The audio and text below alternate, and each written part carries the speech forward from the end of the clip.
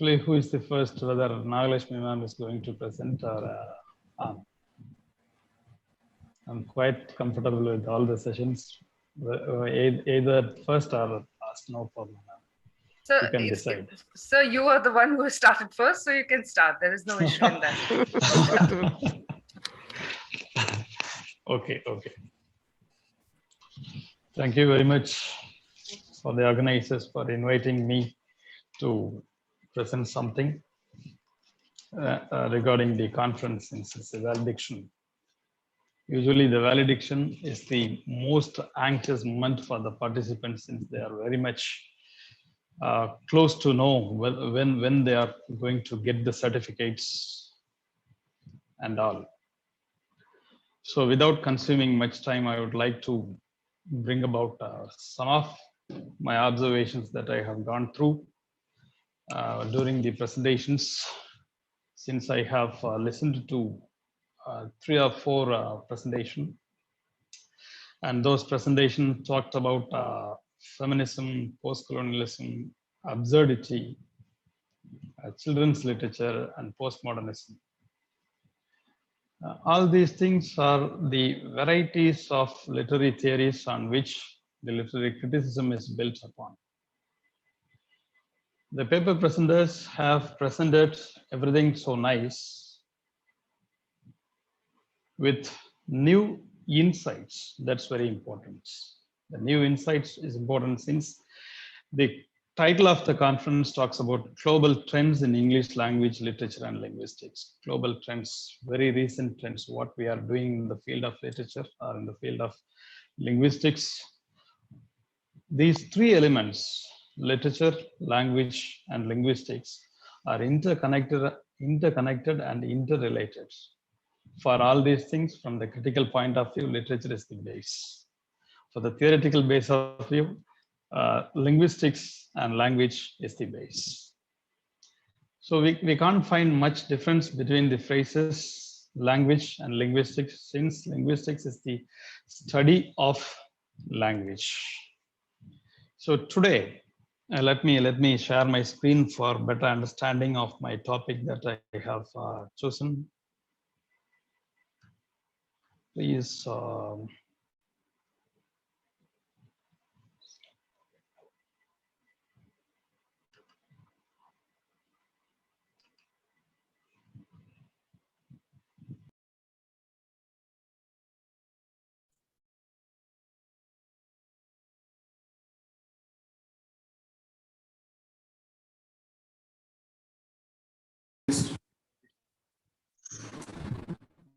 I would like to mean the realities which took much efforts to work on or to present the realities. Like fantasy space, I refer to the literary scenario. So these are the 2 things that you have to keep in mind before going into lectures. And throughout my speech, I would like to talk about the social control theory that was proposed and developed by Yuan Lai. And that was applied for the sociology, and now it has been generalized. And Milton C. Albrecht, one of the critics of English literature, one of the theorists, talked about this social control theory, and he defines what social control theory is in literature. He says that literature functions socially to maintain and stabilize, if not to justify and sanctify the social order. And to me, he says that if not to justify or sanctify the social order, but to me, I would like to say that literature justifies and sanctifies. For example, you can take the religious literatures, whether irrespective of the religious status, whether you are a Christian or a Muslim or a Hindu, all the religious literature sanctifies the life of people. So life of people encompasses the social activity or encompasses the culture. That's how we have to understand. And this social control theory says literature controls the social activities.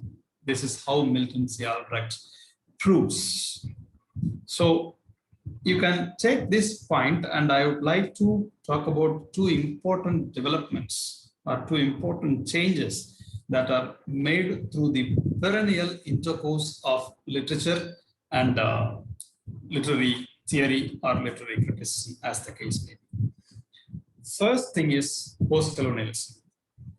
With the inception of postcolonialism, there was born a concept that was called as subaltern. Let's concentrate on the etymological derivations of the word subaltern first. The word subaltern is derived from Latin with two words, sub and alternus, which come to mean the persons lower in rank. The word was first used in the military positions or army positions to signify the officers who are on the lower ranks. And that the meaning of that particular word was more generalized. And Antonio Gramsci borrowed the term from army, and he used the word to signify the colonial subjects, or to say it in a simple language, the colonized. The colonized are considered as subalterns in his prison notebooks. And now the word subaltern is more generalized, and it uses all the people who are living at the edges, all the people who are living at the peripheries. And the other is also a word. I would like to concentrate both these words. The other is also a word which at the initial stages is used to designate the colonized. But now it's changed. The subaltern studies, the Department of Subaltern Studies, takes into account of many things. The people who are marginalized in the name of gender, people who are marginalized in the name of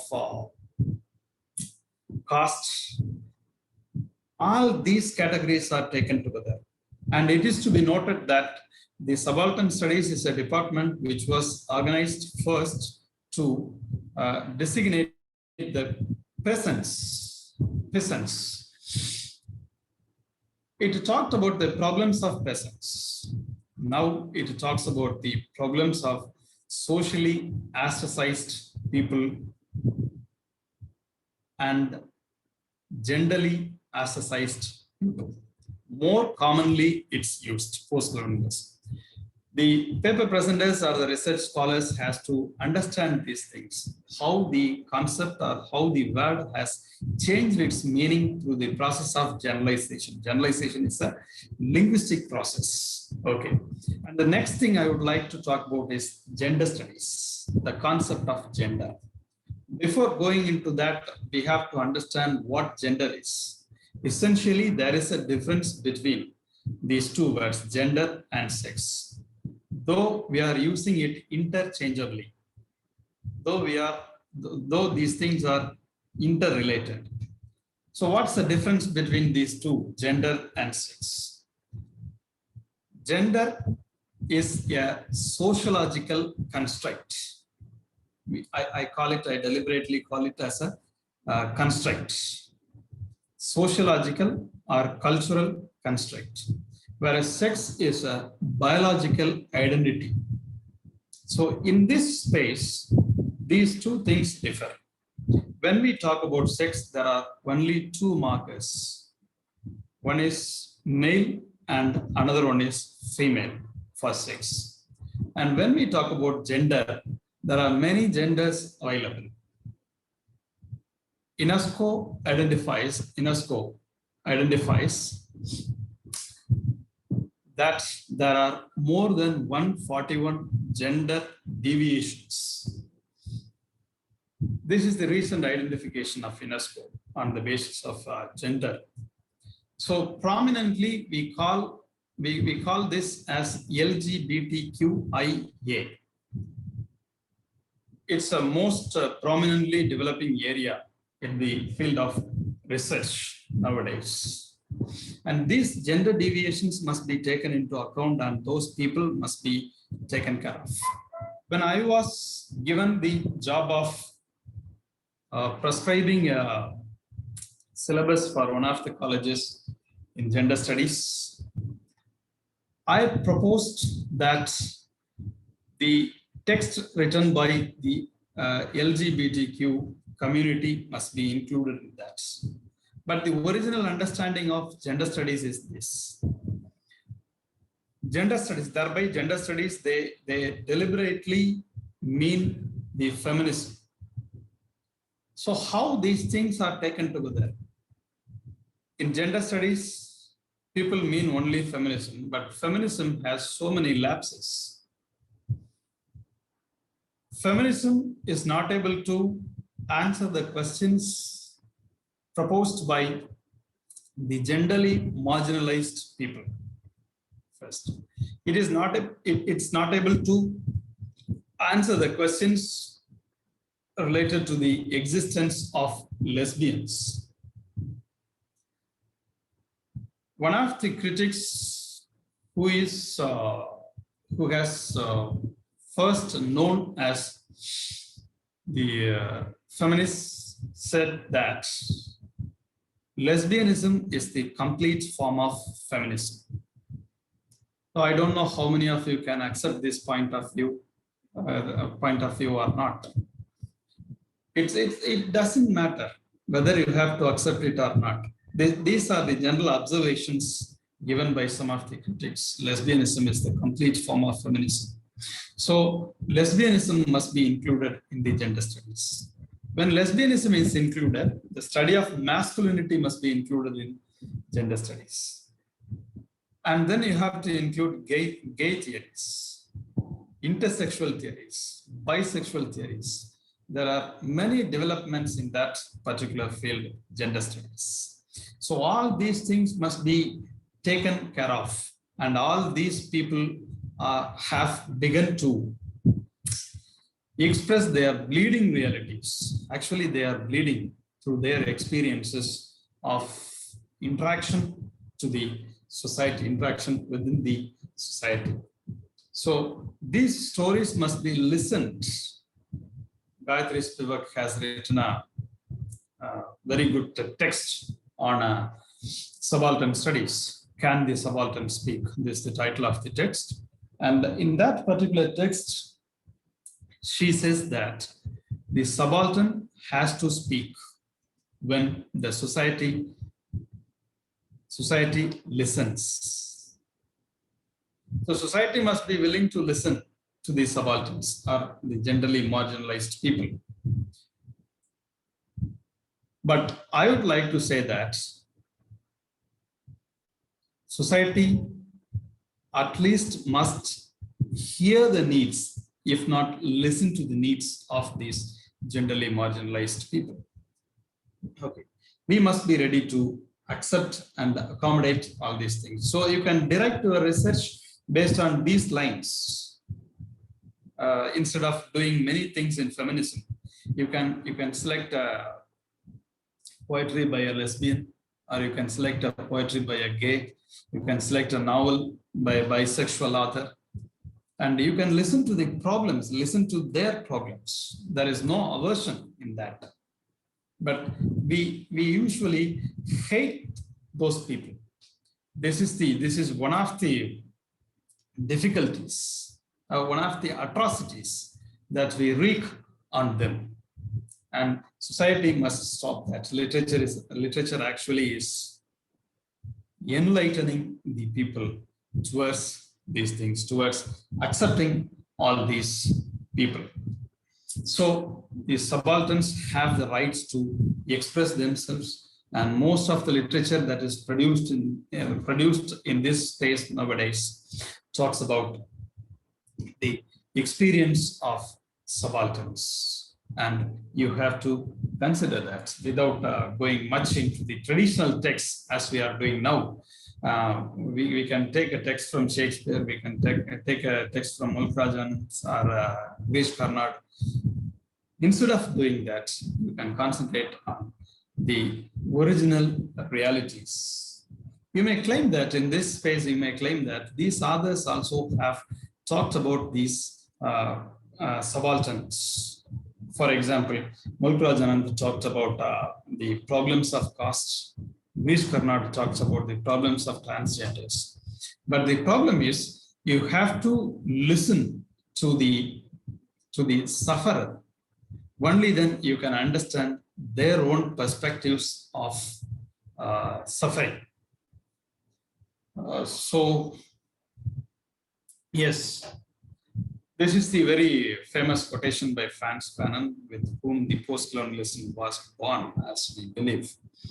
There comes a time when silence begins, is honest. This quotation is taken from one of his works, which served as the very, very basic work in the field of postcolonialism. The name of the work is The Wretched on the Earth. Franz Fanon's very famous work, and he has produced another work too, that is entitled as Black Skin with White Moss. And these two things may be useful to you to read the post-colonial theories. And for subaltern studies, if you are interested in subaltern studies, you can quickly go through the book written by David Rudin, which is entitled as Reading the Subaltern Studies. These are the things that I would like to discuss. Actually, I wanted to discuss many things in this speech, but it was not possible. So if chance permits, we'll meet again and discuss many things. With that few notes, I would like to come to the conclusion of that speech. So thank you very much for patiently listening, even in the period of your anxiety. Thank you. And if you want to ask any.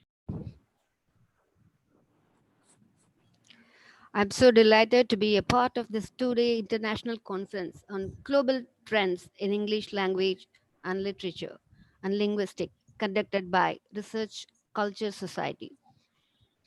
And I express my thanks to Dr. Patel, who gave this opportunity to address in this valedictory session. Yes, I have witnessed various research articles presented by the research scholars across country. Many different perspectives actually enrich the audience as well as to the scholars and open new research ventures, research topics to scholars. And it was pleasure listening to Dr. S. Ramanathan.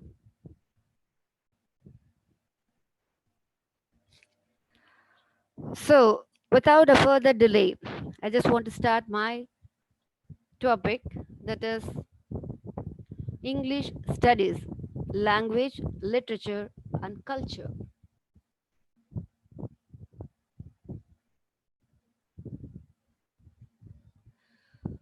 English studies is continuing to experience fundamental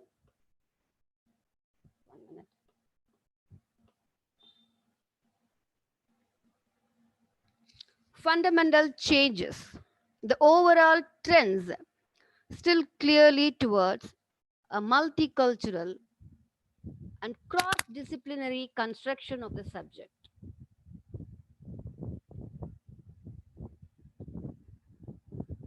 The days are gone within British studies, Irish and Scottish writing continue to have particular appeals, as do Hispanic and Native American writings in American studies. But it is now beginning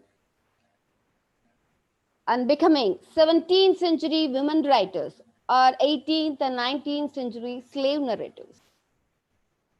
The concept of literature is tied up with the materials and methods of reading and writing, that is, with literary or literacy in general.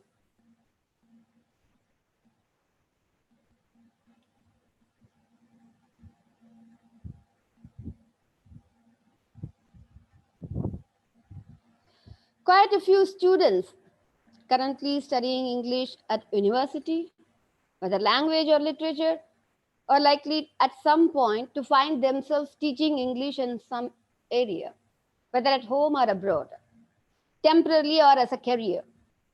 What's more, There are very many university departments of English the world over that specialize in advanced linguistic, literary, and cultural studies. Even though for many of the students and lecturers of English is not a first language. For all these reasons, the matters highlighted here are of relevance to all, not just to some students or teachers of English, whether native or non-native, whether using English as a first language, second language, or third language. There can be no learning of language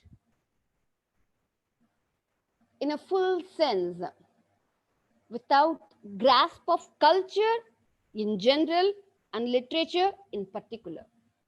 Conversely, there can be no learning of literature in a full sense without grasp of culture in general and language in particular. So, every English in education is in a sense for a special purpose, just as all Englishes are potentially relevant in grasping just what is so special about each of them. This applies to English literature no less than to English for academic purposes.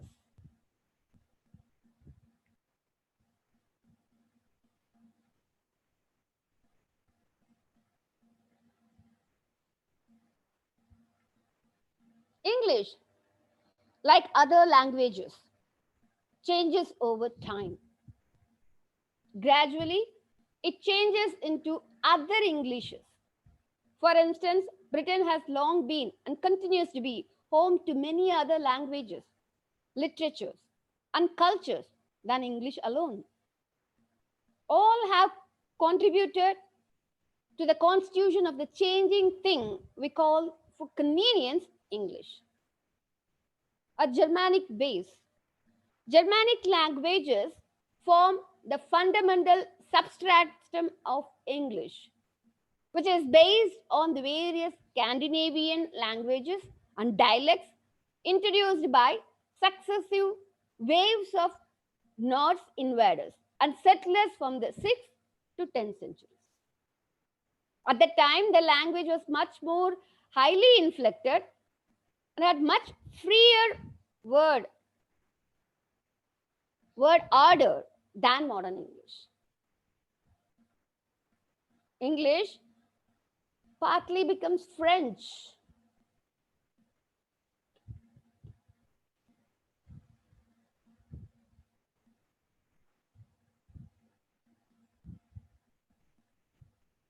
French influences within English can be identified with two phases.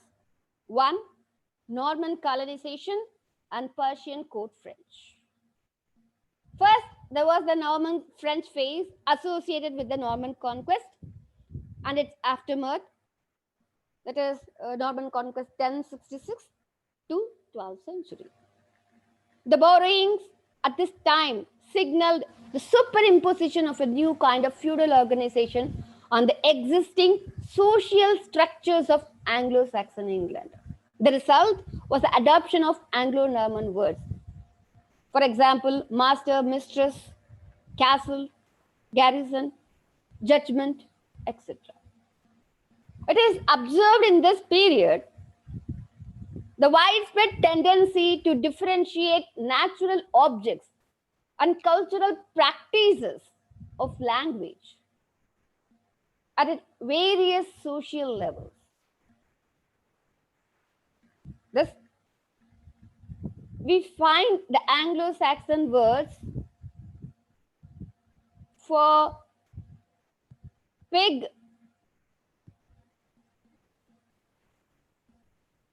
sheep, calf, Anglo-Saxon words used to refer to the live or raw animals, while their Anglo-Norman counterparts were used to refer to the dead, prepared or cooked meat, bacon, pork, mutton and veal.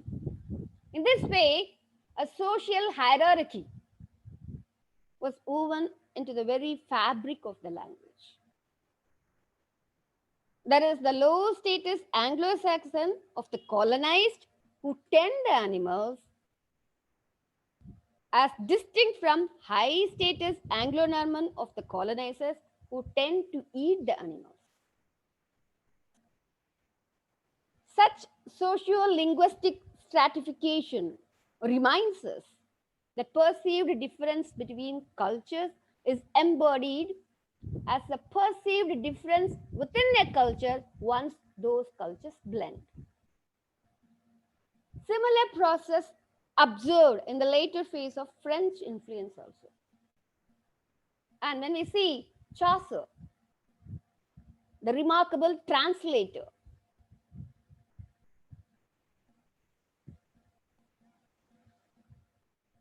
Chaucer, for instance, was famed as a remarkable translator of things from French as well as Italian and wrote several romances.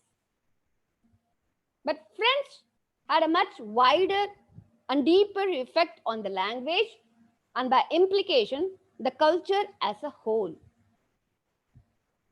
Witness the French origins of words connected with food and cooking. Examples: appetite, dinner, supper, taste, fry, etc. Words connected with home, basin, plate, chair, chimney, etc. So the vocabulary of English more than doubled in size and was thoroughly transformed between its Old and Middle English phases, that is, the 10th and 15th centuries. Anglo-Saxon, French,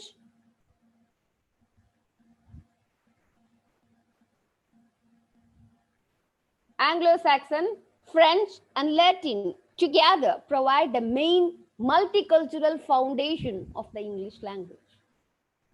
A handy way of distinguishing the various strains within English is in terms of 3 levels of style.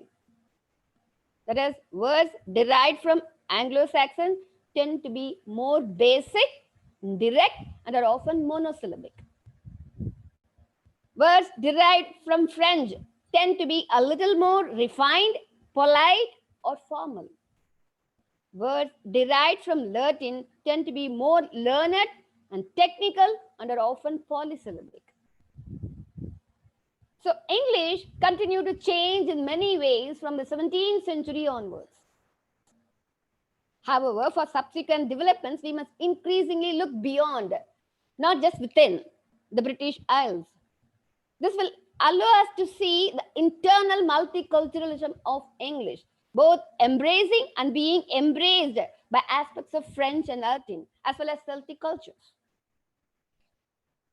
Is supplemented by an external multiculturalism involving languages, people, and ways of life beyond Europe altogether.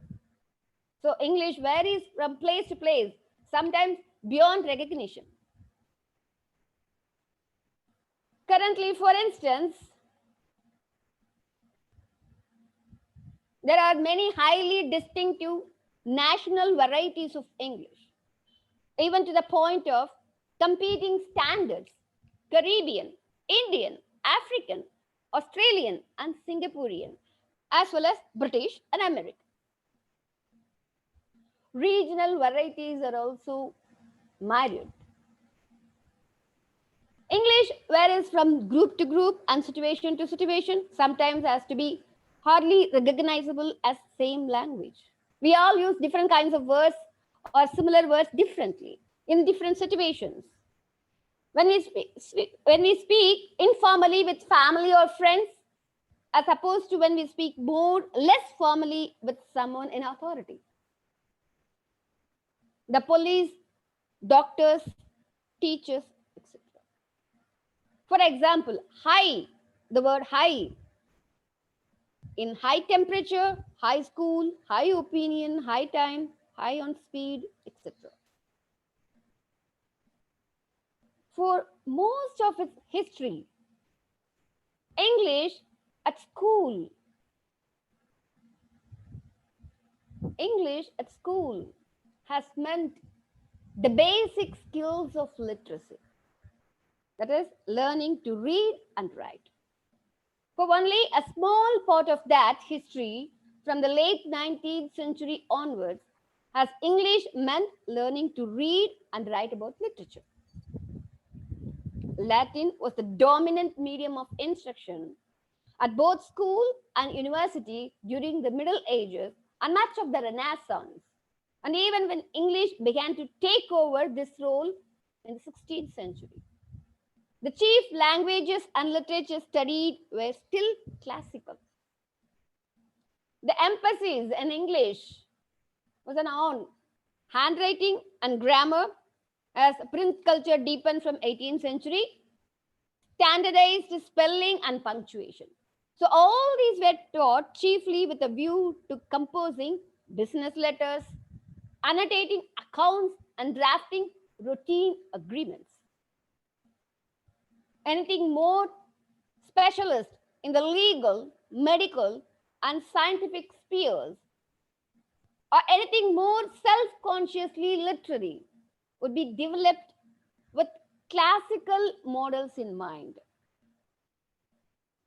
perhaps in Latin. It is interesting to reflect that English literature did not exist as a school or college subject for Chaucer, Shakespeare, Milton,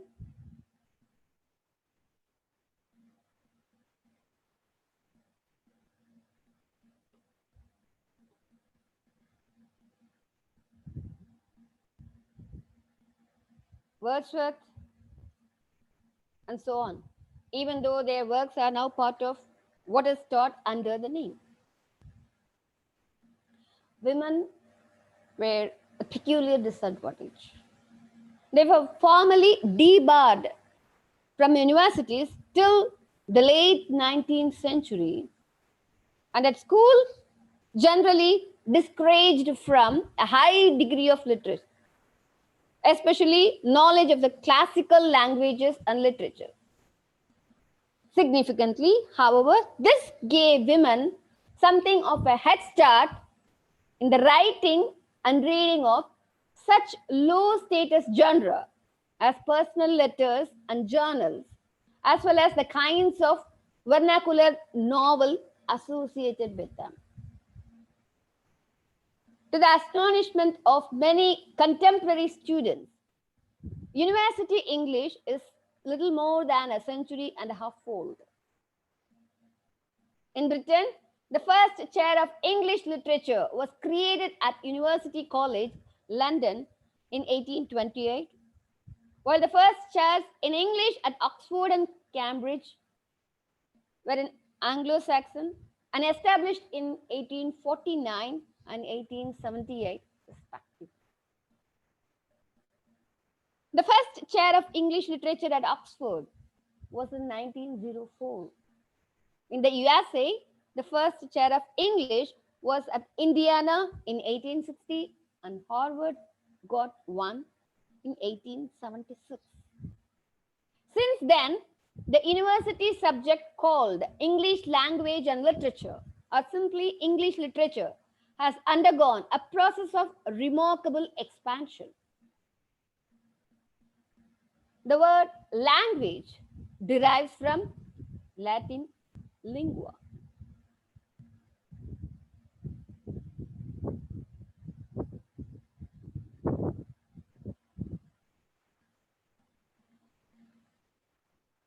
Through French, langue, meaning tongue.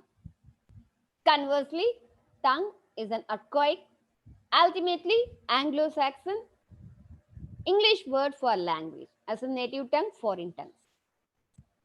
Either way, language was initially primarily identified with the physical business of speech. Writing, on the other hand, is invariably a later manifestation of language, both in individual persons and in whole societies. Thus, virtually everybody learns to listen and speak before they learn to read and write. And every society is oral before it is literate.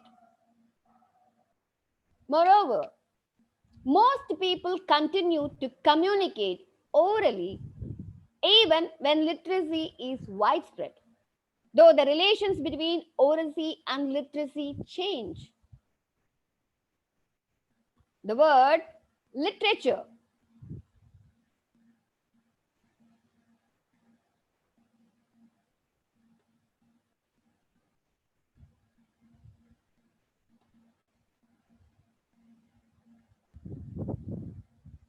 ultimately derives from the Latin litera, meaning letter of the alphabet. The word came into English via court French in the late 14th century.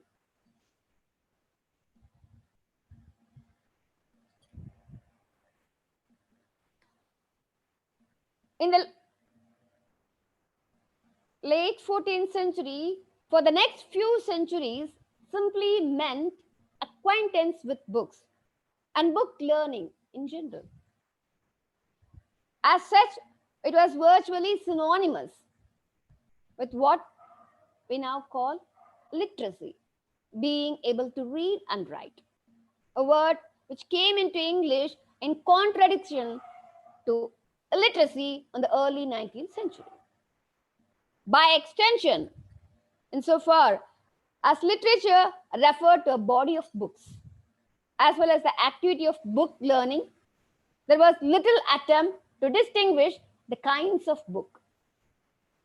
This generalized sense of literature, meaning anything written on a subject, persists to the present day. Example, scientific or advertising literature. The only criterion seems to have been that the books of some value. This Hazlitt rightly calls Ariton as having depth the two greatest names in English literature, Sir Isaac Newton and Mr. Locke. Newton was a scientist and Locke a philosopher. So neither of them would fit into the conception of English. Culture as a word derives from French, from Latin cultus, primarily meaning nurturing of growth. So the root verb is collate, to grow. The history of the term is especially complex and fascinating. The earliest English senses of culture are tied up with farming, agriculture, and horticulture. Cultivation is a closely related word which also initially referred to the cultivation of fields, orchards, and gardens, and only later, that is from the 17th century, designated the cultivation of people's minds and manners. The radical connection between culture and cultivation and the tending of natural growth is crucial to traditional, especially romantic age, debates on the relations between nature and nurture and the human nature debate in general. So it is also tapped into by modern ecological critics.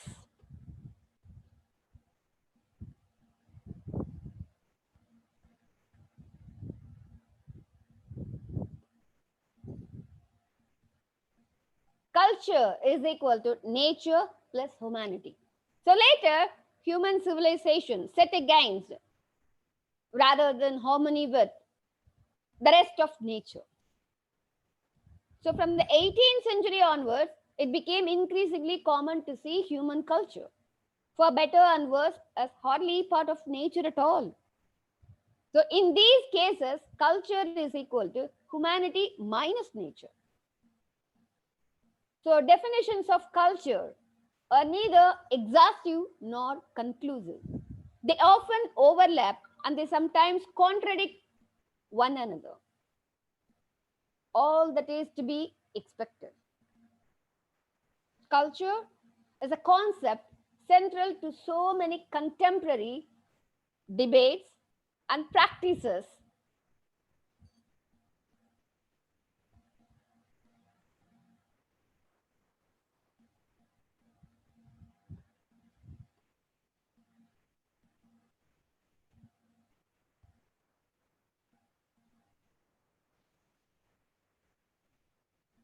Including whole disciplines such as English, art, sociology, anthropology, etc.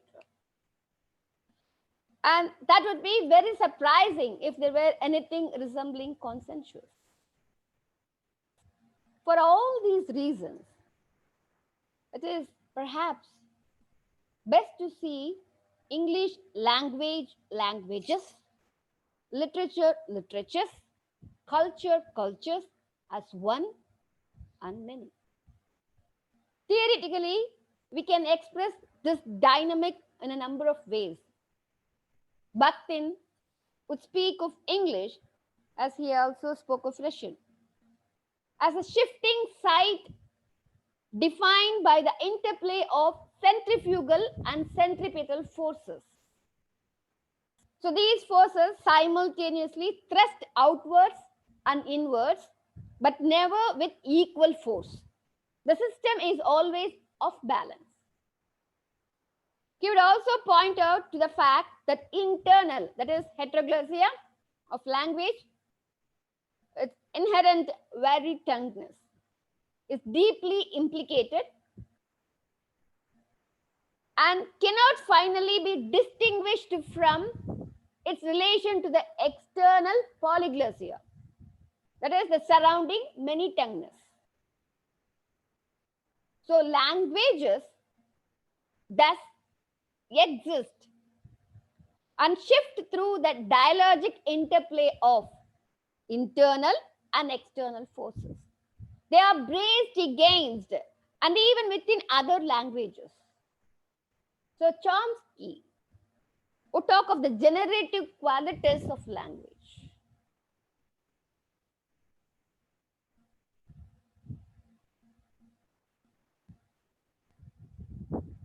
The fact that infinite array of permutations can be generated by a finite number of principles. Post-structuralists would push that idea further and in different directions. They would insist that English, like any other system or structure, is a product of its interrelations. The relation between its elements and cannot be located in any item or part as such. Or Derrida, for instance, would insist that a structure of English is open, incomplete, and always already in process. Consequently, we must speak of it as having not one origin or center or aim, but potentially many and different. Indeed, Derrida would add that strictly we have to defer the notion of English as a whole and had better conceive of it as a series of wholes. That is what interplay, right? Its infinite differences lead to playful plurality, not solemn sameness. Postmodernists would maintain something similar, but in another dimension.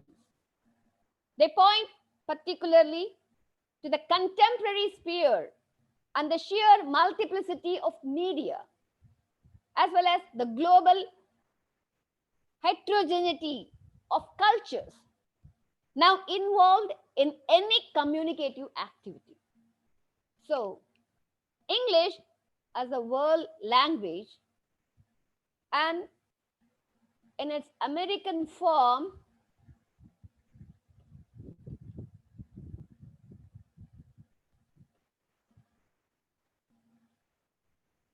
world culture is especially amenable to such global dispersals and localized reconfigurations.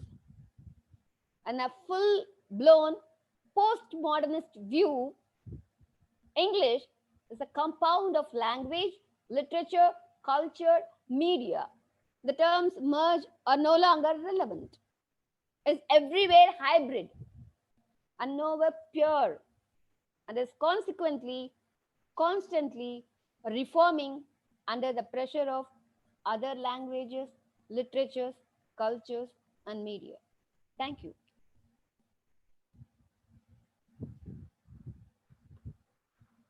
Thank you so much, ma'am, for that very enlightening talk about the evolution of language and the way it has influenced and how those reflections are remnant as we keep proceeding from one generation to other. So in a way, even the post-colonial era, I think that very resonance is very much reflected, where even our dialects are now speaking up through this very universal language. So Yes. thank you so much. So any Thank you. questions? Any questions that the participants have? They can ask any questions. Any questions there?